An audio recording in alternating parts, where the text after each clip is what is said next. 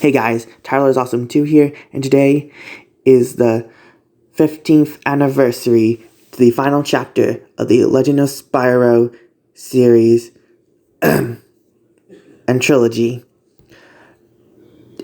as well as the 25th anniversary of Spyro. I'm doing this on the anniversary of this game rather than the actual anniversary of the first Spyro game. Anyways, the title of the third Legend of Spyro game is Dawn of the Dragon.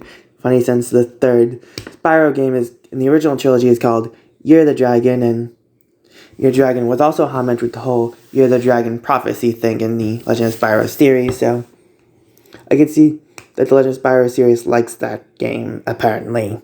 I mean, it's the best of the trilogy. Don't get me wrong. Anyway, this is like Dawn of the Dragon's 15th anniversary. I get 15, yeah, I think I said that right. I didn't say that right. 15th anniversary. And Spyro's like 25th anniversary overall. So let's talk about this game. Even though I only play it with my cousin and don't actually own the game.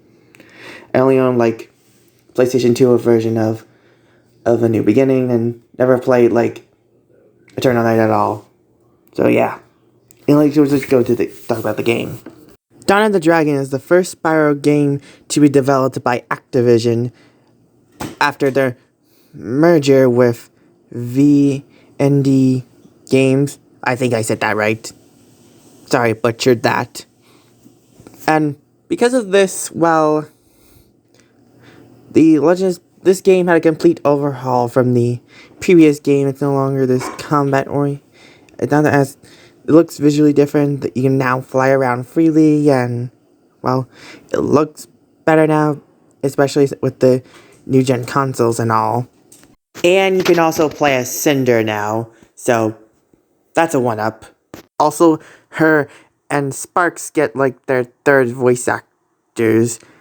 Yeah, they get recast like in all three of these games, like one for each game. And I kind of like the second actress for Cinder and the first actor for Sparks, personally. Just saying. Though we still have Elijah Wood still voicing Spyro, Gary Oldman voicing Ignitus, and the other three Dragon Elemental Guardians having their respective voice actors as well.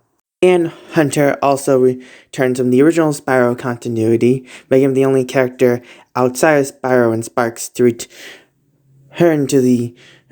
from the original Spyro continuity to Legend of Spyro continuity. And Hunter is also a part tribe of cheetahs, and still has classic bow and arrow weaponry. Also, he's a serious badass now, compared to the original goofball Hunter we know.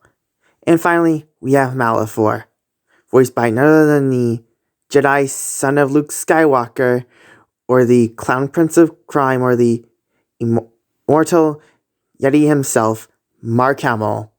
And again, with the Avatar The Last Airbender parallels, elemental protagonists can learn all four elements, and one of his allies is voiced by Mae Whitman, the actress who voiced Cinder in Eternal Night. And main antagonist is voiced by Mark Hamill. I mean, we all know the parallels with this game series with the Lord of the Rings trilogy from the 21st century, but seriously, no one ever talks about this. Come on, man. Also, a fun fact, the TMNT 2012 character Cavaxis is a homage to Malifaux from The Legend of Spyro, even right down to being voiced by Mark Hamill. So that's a fun fact for you all. Anyways, to avoid all the spoilers, basically all you need to get at the beginning. Basically, Spyro and Cinder got chained together after being released from Dragon Time and whatnot. And then at the end of the game, the beginning of the game, that's the beginning of the game, by the way. End of the game, Malifaux is defeated. Cinder and Spyro seamlessly sacrifice themselves, and Ignitus becomes the new chronicler. Basically, like, librarian for dragons, basically, in the Legend of Spyro universe. So yeah. I mean, him having a heroic death would be nice and all, but But I think this would be, that the ending for Ignite we got is a nice ending for him too. Also, the epilogue shows like floating lands, kind of similar to Skylanders' next Spyro reboot, and also kind of like Angel Island from the Sonic the Hedgehog franchise. So that's a fun fact. Other one at least. And some of my thoughts on this game. Well, despite me only playing like the Wii version with my cousin who owned the game, I never owned the game myself. I never played like Eternal Night and only owned like A New Beginning for the PS2. I think the Dawn of the Dragon is a nice anniversary game for the Spyro series, like the 10th anniversary. This was released on the 10th anniversary of Spyro, by the way, and I think I mentioned that, probably. And also, well, it's the best looking game, at least with the PS3 and Xbox 360, out of the Legend of Spyro series, and, well, it's a decent end to this trilogy, this Lord of the Rings, Avatar: Last Airbender type Spyro and Ro world.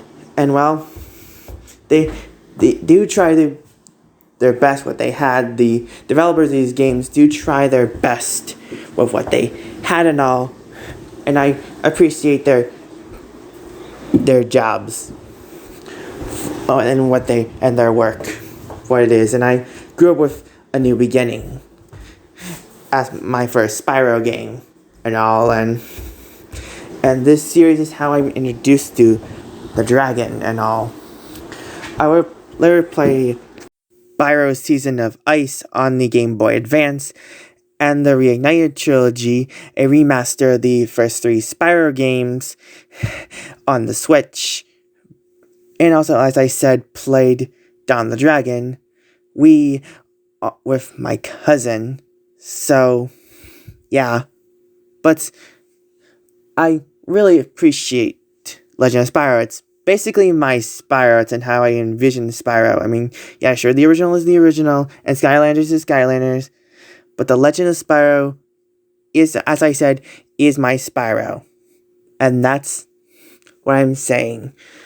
And happy, 15th anniversary, Dawn of the Dragon. And happy 20th anniversary. Even though it's late and whatnot. Yeah, it's late, but still. Happy 25th anniversary of Spyro. And 15th anniversary of Dawn of the Dragon. I am Tyler's Awesome too. As you know, what I'm going to say, like, subscribe, notifications, and all. Facebook, Twitter, Instagram, and TikTok and all.